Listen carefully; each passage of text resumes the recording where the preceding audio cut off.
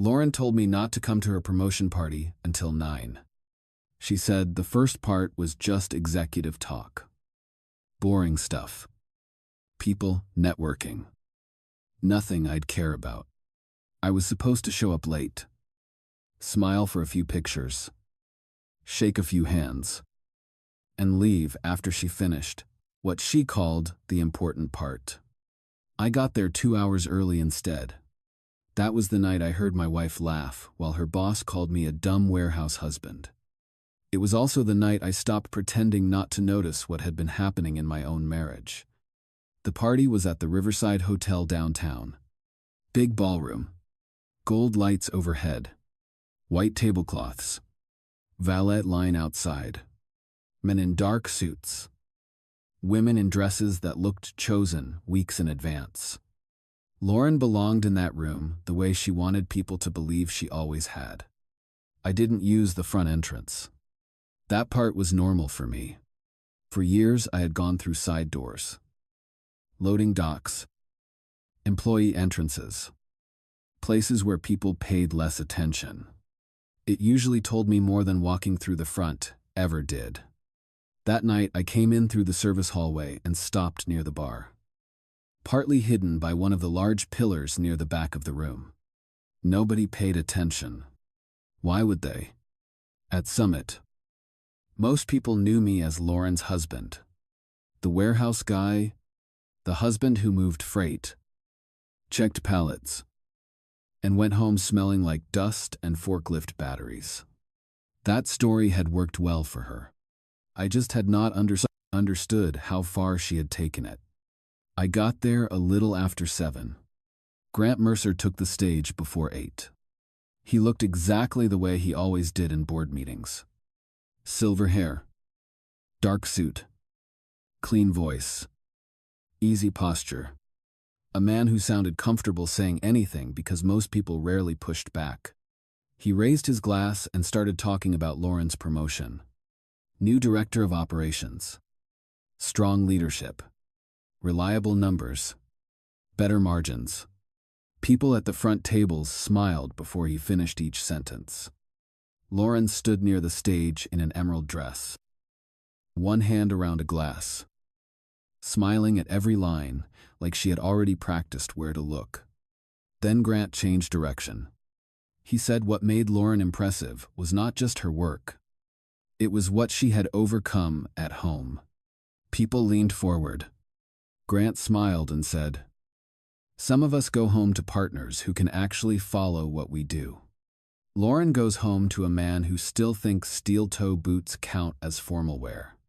People laughed. Not nervous laughter. Real laughter. Open laughter from people who believed the person being discussed was nowhere near the room. Then he added, "Her husband works in a warehouse. Good guy, I'm sure. But not exactly someone you bring into strategy conversations." More people laughed. I watched Lauren. That part mattered more than what he said. She could have stopped him.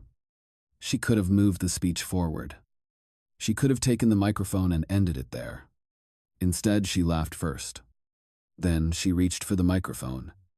"Grant is terrible," she said, smiling. "But honestly, he's not wrong. Ethan means well. But I spend half my time explaining simple things when I get home. Some days that gets old." Several people near the front nodded. One woman near the stage actually clapped once before catching herself. I stayed where I was long enough to be sure there was nothing else coming that would change what I had just heard. Then I walked out. At first, nobody reacted. I was just a man crossing polished floor in the brown jacket. Lauren had told me not to wear because it made me look like someone dropping off supplies. Then more people noticed where I was heading. A security guard near the sidewall looked toward Lauren, then stopped when he saw her face. She went pale before I reached the steps. Grant looked annoyed, like I was about to interrupt something important. He was right. I walked up to the stage, took the microphone from Lauren's hand, and turned toward the room. "My name is Ethan Brooks," I said. I'm the warehouse husband you've all been laughing at. Nobody spoke. People near the front stopped moving completely. Then I looked at Grant. That company you all work for. I said, the one celebrating my wife tonight. I stopped there for a moment and looked across the room. I own it. People in the ballroom went quiet enough that even the sound of glass touching a table carried across the room. Nobody answered right away. People just looked from me to Grant, then to Lauren, like they needed somebody else to explain what they had just heard before deciding how to react. Grant still had one hand near his glass. He looked like he had forgotten why he was holding it. Lauren gave a short laugh first. Not because anything was funny. It sounded like her body trying to correct something too fast. Ethan, she said quietly, don't do this here. I kept the microphone in my hand. Summit Manufacturing is owned by Brooks Industrial Group. I said, my grandfather bought the first plant in Ohio in 1964. My father expanded it. I took over after he died. Grant works for me. So do you. Nobody laughed now. People near the stage were already checking faces around them, trying to figure out if this was real or some kind of setup. Grant cleared his throat. Mr. Brooks. If I had known. That's the point. I said, you didn't. I handed the microphone back to Lauren, set it in her hand, and stepped off the stage. No speech after that. No dramatic finish. I had already said enough. Behind me, I heard Grant trying to speak again, then stopping because nobody knew whether clapping would be insane. Lauren said my name once more. Sharper this time. But I kept walking. The ballroom doors opened into the hotel lobby. Marble floor. Quiet piano from somewhere near the restaurant. A couple standing near the elevator looked over because Lauren came after me in heels, but stopped when she realized half the room was watching from inside. I did not wait. Outside, cold air hit hard enough that I noticed how warm the ballroom had been. I got in my truck and drove. No destination at first. Just north. Highway lights. Dark road. Radio off. My phone started lighting up before I even cleared downtown. Lauren first. Then again. Then again. I let it ring. At a red light, I saw the screen glow with her photo from a beach trip 2 summers ago. Same smile she had on stage. Just smaller and closer. By the time I reached the interstate, she had called 7 times. I still did not answer. Around 10, I pulled into a rest stop and sat there with both hands on the wheel. A freight truck rolled past slowly and parked 2 spaces over. Driver stepped down, stretched, walked inside without looking at me. That felt normal enough that I stayed there longer than I meant to. Then my phone rang again. Different name. Megan. I answered. What happened? She asked, before I said anything. So it reached you already. Ethan. Half the internet has your face on it. I leaned back in the seat. Someone recorded it. Of course they recorded it. There's already video everywhere. Grant looks like he forgot how breathing works. Lauren's crying in one clip. Where are you? North Side rest stop. I think near Ridgefield. Come here. I did not answer right away. She kept going. Scott's still up. We made chili. You're not staying alone tonight. I'm fine. No. You're driving around after blowing up your marriage in a hotel ballroom. That's not fine. That got the first breath out of me that felt close to normal. I don't even know what I'm supposed to think yet. I said, then don't think alone. Drive here. I looked at the windshield for a few seconds. 20 minutes. I said, good. And Ethan? Yeah. Turn your phone off if Lauren keeps calling. You don't need another argument before midnight. I ended the call and checked messages before shutting the phone down. There were already more than 30. Lauren, please come home. Lauren, you've humiliated me. Lauren, this is not what it looked like. Then one more, right before I powered it off. Lauren, you knew exactly what you were doing. I looked at that one the longest. Then I put the phone face down, started the truck, and drove toward my sister's house. For the first time all night, the road ahead looked clearer than whatever was waiting behind me. Megan was waiting on the porch when I pulled in. Front light on, arms folded. No coat, even though the air was cold enough to see breath. She opened the passenger door before I killed the engine. You look terrible, she said. I got called a warehouse idiot in a ballroom. Could be worse. She shut the door behind me. Come inside before you start talking like that all night. Scott was in the kitchen with a pot still on low heat. He gave me one look, nodded once, and pulled out a chair. No big speech. That was why I liked him. I sat down, and Megan put a bowl in front of me whether I wanted it or not. For a while, nobody pushed. I ate because it gave my hands something to do. Then Megan opened her laptop on the table and turned it toward me. The video was already everywhere. Same angle each time. Somebody from the back table had filmed the whole thing on a phone held upright. Grant smiling. Lauren laughing. Me stepping onto the stage. Then my voice. I own it. The clip ended before I walked out, which somehow made it worse because the internet filled in the rest however it wanted. One headline already said, "Warehouse husband reveals he owns wife's company during promotion speech." Another one called it fake. Another one called it the cleanest public humiliation of the year. I shut the laptop halfway. Enough. Megan looked at my phone beside the bowl. You turning that back on. Eventually. Do it now. Your kids are calling. That hit harder than anything from the ballroom. I had not even thought clearly past Lauren yet. I turned the phone on. Missed calls loaded all at once. Lauren first. Then more Lauren. Then Noah. Then Chloe. Emails too. Messages from board members. 2 from legal. 1 from Grant, marked urgent. I ignored all of that and called Noah. He answered right away. Dad. Where are you? At your aunt's? Silence for a second. Then. So it's true. Which part? That you own Summit. It's true. Another silence. Longer this time. Then Chloe's voice in the background asking if I had answered. Noah put me on speaker.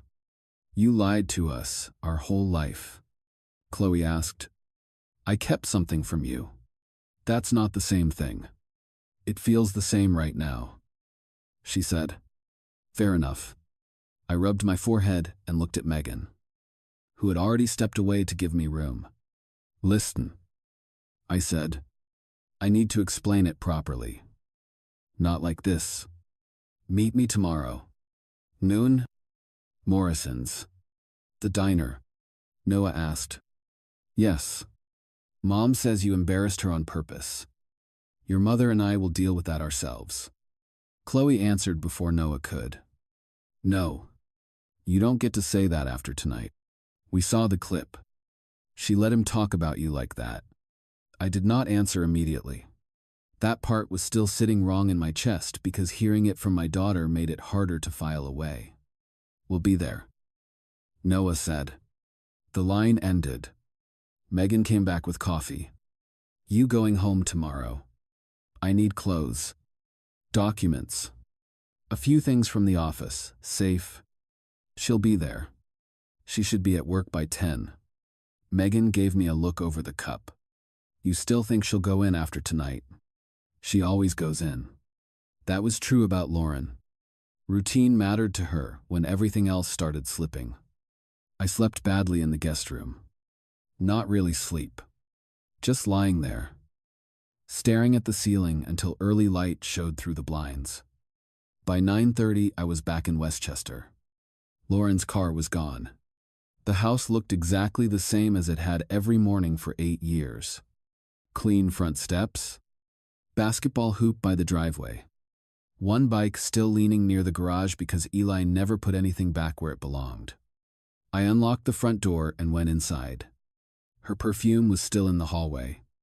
Family pictures still lined the wall. Beach trips, school concerts, Christmas mornings. I went upstairs with an empty suitcase. Shirts first. Toiletries. The watch my grandfather gave me. Then I reached into the closet for a jacket and noticed a shoebox behind Lauren's winter boots. It was pushed too far back to belong there by accident. I pulled it out and opened it on the bed. Inside were envelopes, cream paper, Summit letterhead. My name was nowhere on any of them. The first note was short. Last Thursday should not have happened the way it did. I still can't stop thinking about it. Signed, Grant. I sat down before opening the second one. By the third, I stopped pretending I still needed proof. Hotel dates, private meetings, her handwriting in the margins. One note from 2 weeks earlier stayed in my hand longer than the others. Once the promotion is official, we can finally move people where we need them. Ethan still doesn't see anything. Not leave him. Not tell him. Move people. That line mattered more than the affair. I put every letter back in the box, closed it, and carried it downstairs with the suitcase. At noon, I was supposed to explain one lie to my children. Now I had something much worse sitting beside me in the truck. I got to Morrison's 10 minutes early. Same booth near the window we had used for years. Noah always took the side facing the parking lot. Chloe liked sitting where she could see the counter.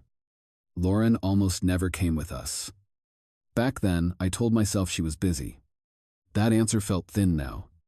I put the shoebox on the seat beside me and ordered coffee. When Noah and Chloe came in, both of them looked older than they had the week before. Noah slid into the booth first. Chloe sat across from me and looked at the box before she looked at me. "What's in there?"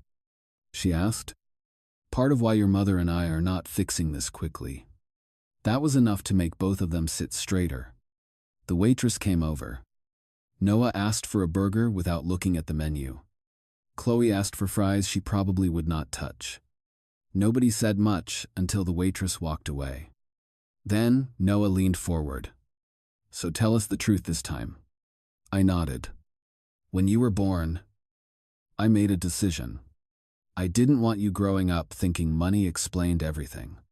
I had already seen what that did to people in this family." Chloe folded her arms. "So instead we thought you worked in a warehouse and Mom paid half the mortgage." "There was never a mortgage," I said. That landed badly. Noah looked at me like I had added another lie instead of answering. "You paid cash for the house?" he asked. "Yes.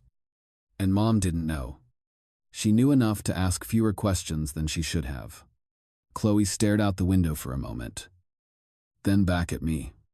"You really thought pretending to be middle class would somehow make us better people. I thought work mattered more when kids saw it up close." Noah answered this time. "That would make sense if you had told us before the internet did." "Fair enough again." I took a sip of coffee and left it there. "The company is mine. Summit is under Brooks Industrial. Grant Mercer reports to a board that reports to me." "And Mom knew all of that?" Chloe asked. "Yes." Noah glanced at the shoebox again. "So why was she letting him talk about you like that?" That answer sat harder. I reached over, opened the box, and slid the top envelope toward them. "I found these this morning." Chloe opened the first letter before Noah touched his. Neither spoke while reading. Noah reached for another one on his own. Then another. By the fourth letter, Chloe stopped and looked at me. "How long?" "Looks like around 3 years." Noah read one more page and set it down carefully. Grant. Yes. The waitress brought food. Saw nobody touching anything. And left without asking questions. Chloe pushed her fries aside, untouched. She told us this morning, you ruined her career because you couldn't stand her being promoted. I gave a short breath through my nose. She also tell you why Grant was writing hotel room numbers on company paper.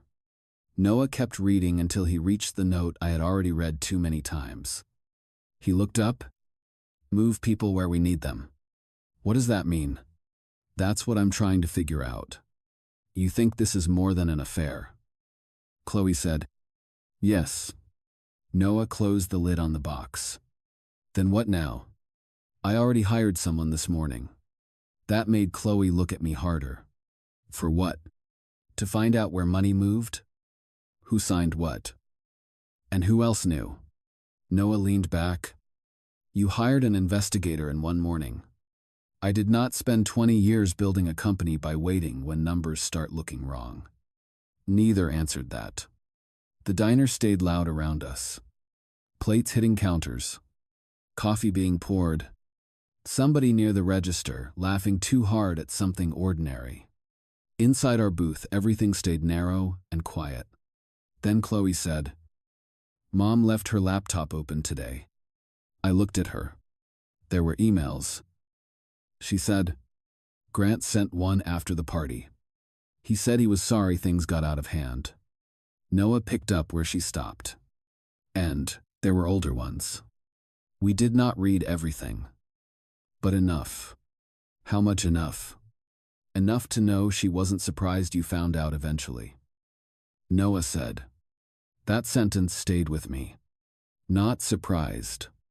Meaning somewhere in Lauren's mind this had always had an end date. The waitress came back and asked if we needed anything. Nobody answered right away. Then Chloe finally took one fry, broke it in half, and said quietly, If this goes where I think it's going, don't lie again. Not to us. I won't. I meant that. But even while saying it, I already knew there were still things I did not know myself. And whatever Daniel Cross found next was probably going to reach our house before any apology ever did. By the time I left, Morrison's Daniel Cross had already called twice. I pulled into a quiet lot behind one of our older warehouse buildings before calling him back. It was a place I used when I needed 10 minutes without anyone asking questions. You moved fast, I said when he picked up. You told me your wife and your CEO were using company paper for private letters. He said. That usually means the rest won't be clean either. He wanted me in his office the next morning. Downtown. Early. I got there before 8. Daniel had 2 folders waiting on his desk and a third one still open beside his laptop. No wasted talk. He slid the first folder across. Photos. Lauren's car outside the Riverside Hotel. Grant's car 2 rows over. Different dates. Same weekday. Same afternoon window. Every page had timestamps. Every page made it harder to pretend the letters might still leave room for explanation. The second folder was worse. Bank records. Grant had been moving money every month from a discretionary operations account inside Summit into a private offshore account. Small transfers. Amounts low enough not to trip alerts if nobody was looking closely. But month after month adds up. I checked 3 pages before looking at the account holder name. Lauren Brooks. I read it twice. Then, once more. How much? Daniel tapped the page. Just under $500,000 over 2 years. I sat back and looked at the ceiling for a second. Not because I was shocked anymore. More because my body had stopped deciding which part deserved reaction first. Affair. The letters. The money. And then Daniel opened the third folder. Emails. Not romantic this time. Operational language. Internal names. Restructuring notes. Positions marked for replacement. Managers described as obstacles. Lauren and Grant had been talking about moving people out and bringing loyal people in. One line stayed with me. Once board visibility changes, we can finally stop working around Ethan and start shaping Summit properly. Not stealing for survival. Not escaping a marriage. They were building a lane inside my own company. You asked me to check family connections too, Daniel said. He pulled one last sheet forward. Tyler Reed, Lauren's younger brother, production floor supervisor in Ohio. Internal reports sent directly to Lauren over the last 18 months. Shift complaints, maintenance delays, employee issues, supervisor conflicts. Useful information if someone wanted leverage. I looked up. You think Tyler knew? I think Tyler knew something, Daniel said. Whether he understood the whole thing is different. I left with copies of everything. Halfway to the truck, my phone rang. Megan. Her voice was lower than usual. You need to come here. What happened? Tyler's here. That made me stop walking. He came by himself. Yes. What does he want? He says he should have told you earlier. I drove straight to Ridgefield. Tyler's truck was already in the driveway. Mud on the side panels. Same work boots he always wore. Same nervous way of standing with his hands too close together when he knew he was already late telling the truth. He stayed standing when I came in. I'm sorry, he said before I sat down. For which part? His eyes dropped. For not saying anything when I first realized what she was doing. Megan stayed in the kitchen, but close enough to hear if voices changed. Tyler looked tired enough that I believed he had not slept. At first, she told me she needed plant reports because she was preparing for promotion. He said, shift issues? Names? Who complained? Who resisted policy changes? She said it was normal. And later, I saw enough emails to know it wasn't normal. He swallowed once.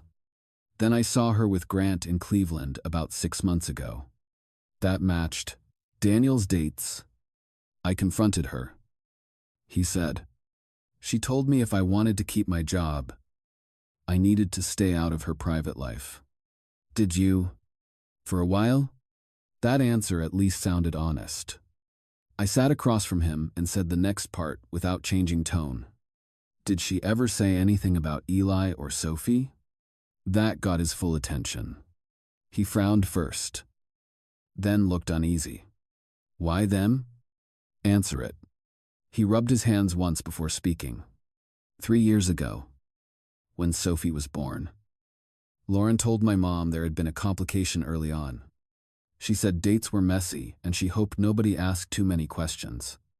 Nobody in the room spoke after that. Tyler understood what he had just handed me. I didn't think much about it then. He said quietly. Not until now. I looked at the folder beside me. Dates. 3 years. Grant. Everything lined up too easily. That was the first moment I stopped thinking only about betrayal and started thinking about what else in my own house might not belong to the story I had been living. So I called Daniel again before Tyler even left. I need one more thing, I said. He already knew from my voice this one mattered.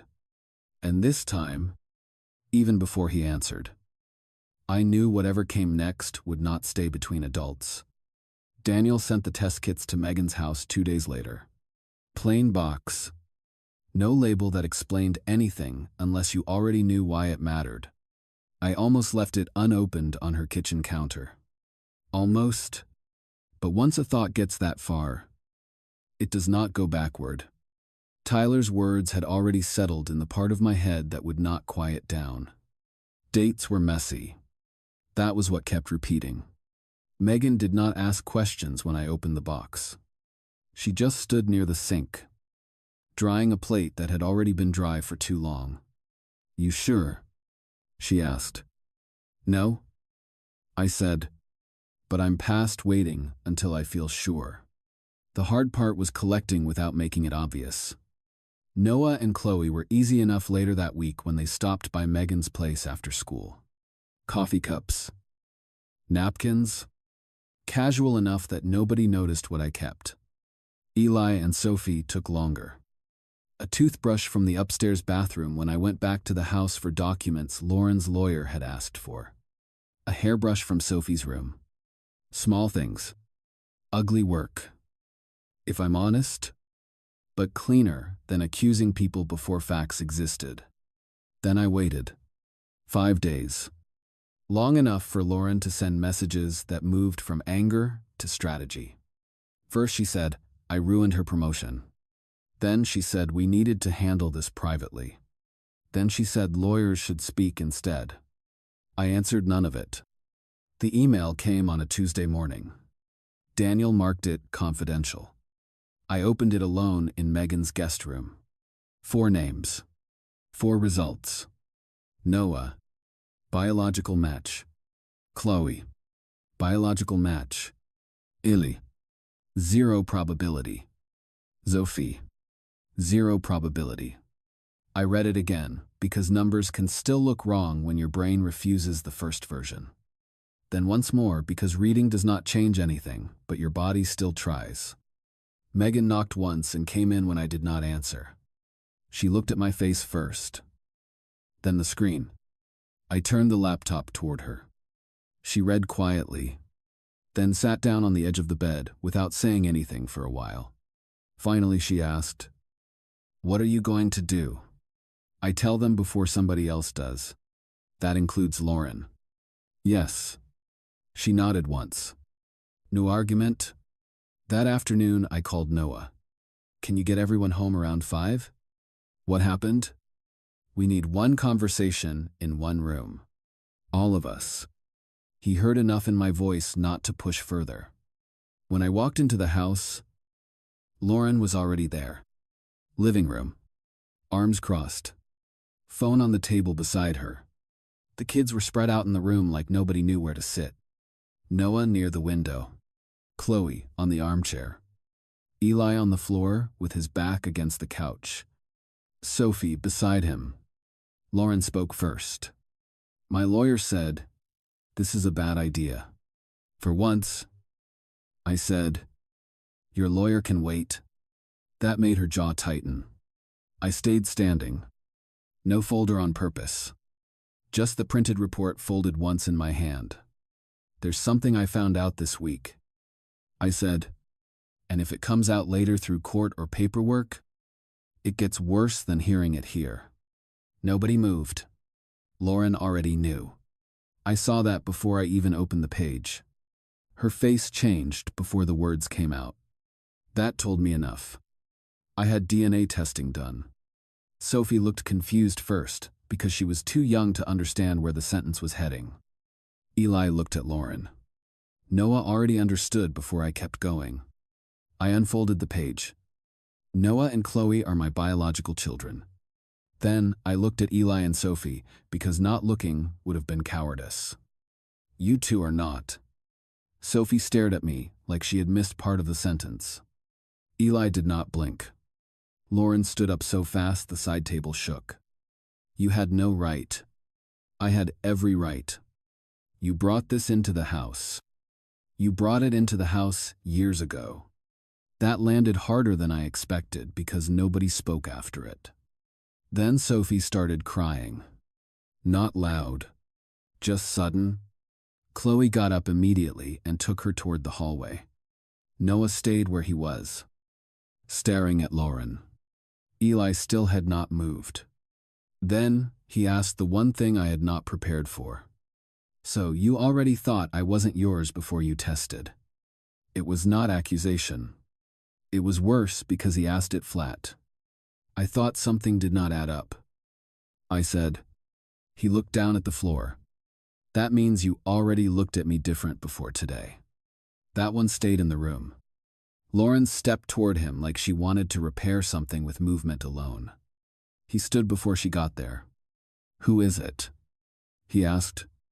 Nobody answered immediately. Then I said it because hiding one more thing would only drag it longer. Grant Mercer. That was when Noah finally spoke. You let him in this house. He was looking at Lauren now. Not me. Not loud. Just clear. Lauren tried to answer. But Chloe came back from the hallway before she could. You should stop talking. Chloe said to her mother. Just stop. Nobody argued with that. I left the report on the table. No speeches after that. No fixing it that night. Because there are things a room does not recover from once certain words exist inside it. 2 weeks after that meeting, Noah called me a little after 2 in the morning. His voice sounded wrong before he even finished the first sentence. Dad, you need to come to Mercy now. Eli took Mom's car. I was already moving before he added the rest. He hit the guardrail near Route 9. The roads were empty enough that I got there fast. Mercy's emergency entrance looked the same as every hospital looks that late. Bright glass, tired staff. Somebody pushing paperwork across a counter while another family waited with coffee they were not drinking. Noah was standing first. Chloe beside him. Sophie wrapped in one of Megan's sweaters because nobody had stopped to think about coats. Lauren sat farther down the wall by herself. I looked at Noah. How bad? Leg broken. Maybe more. They took him in right away. I sat because there was nothing useful about standing until somebody came out with facts. Lauren finally spoke without looking at me. He's been sneaking out at night. Chloe answered before I did. For almost a week. Nobody said anything after that. A surgeon came out a little after 5. Leg fracture in more than one place. Internal bleeding, controlled. Concussion. But stable. The kind of update that sounds calm only because worse things did not happen. When they let me in, Eli was awake. One eye swollen. Leg suspended. Face pale under hospital light. He looked younger than 12. I wasn't trying to crash it, he said before I even reached the bed. I know. I just wanted quiet. I pulled the chair closer. For a few seconds, neither of us said anything. Then he asked what had clearly been sitting there since the house meeting. You still here because you feel bad? No. I said, I'm here because 12 years does not disappear because of one report. He looked down. But I'm not really yours. That paper changed biology. It did not change every morning before school. Every game. Every ride home, when you fell asleep in the back seat. His eyes stayed on the blanket. But his shoulders eased a little. Outside the room, Lauren was waiting again. Can I see him? He needs rest. He's my son too. I looked at her long enough that she stopped moving toward the door. Right now he needs less from adults who made him carry things he should never have had to carry. The next morning I filed. Not divorce first. Criminal first. Daniel had already built the file clean. Bank transfers. Offshore records. Internal emails. Hotel records. Approval trails. Handwritten letters. By noon, the district attorney had everything. That afternoon, Grant's lawyer called. We met at a coffee shop near White Plains because men who know they are finished stop asking for privacy. Grant looked thinner already. Same expensive coat, but wrinkled. No tie. He slid a flash drive across the table. She moved everything after the party. He said, accounts, passwords, all of it. You should be giving that directly to investigators. I am. But this gets there faster through you. Then he said, what mattered more? She always knew Eli and Sophie were mine. Even after everything. Hearing it directly still landed hard. You knew too. He nodded once. 3 days later, my lawyers froze every account tied to Lauren's offshore records. She called while I was in legal.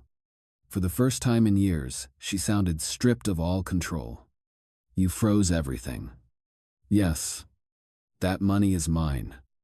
No. I said, that money is evidence. At trial, her side tried to build another version of me. Hidden wealth. Secretive husband. Controlled marriage? That lasted until documents started stacking in front of the jury. Letters. Transfers. Internal restructuring plans. Grant's statement. Then Eli took the stand. Still walking with a slight limp. He said he had seen Grant in our kitchen long before anybody admitted anything. He said Lauren told him not to speak, because if he did, the family would break. Nobody in that room looked at Lauren the same after that. The verdict came fast. Fraud. Embezzlement. Restitution. Grant got prison time. Lauren got prison time suspended into supervised release. Repayment and restricted visitation. Outside court, she tried to speak to the kids. Noah kept walking. Chloe did too. Sophie stopped for half a second, then followed them. Eli was last. He looked at Lauren, then came toward my side of the car instead.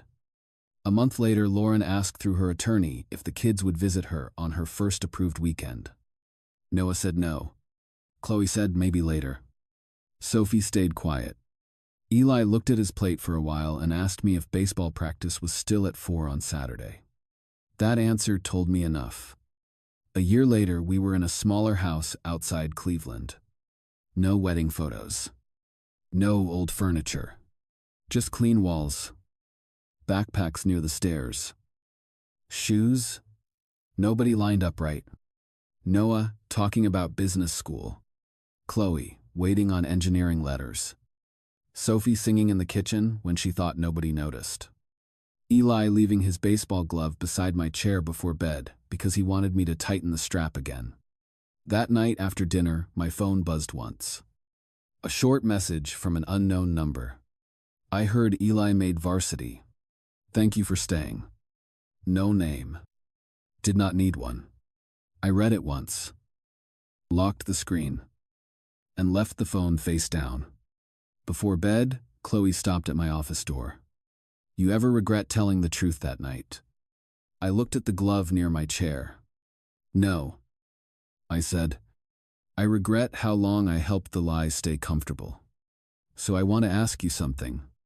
If you heard your own wife laugh while a room full of strangers reduced you to a joke, would you have stepped onto that stage right then? Or waited and handled it later? If this story stayed with you, share your thoughts in the comments. And if you want more stories where family truth does not stay buried, subscribe to Quiet Family Justice.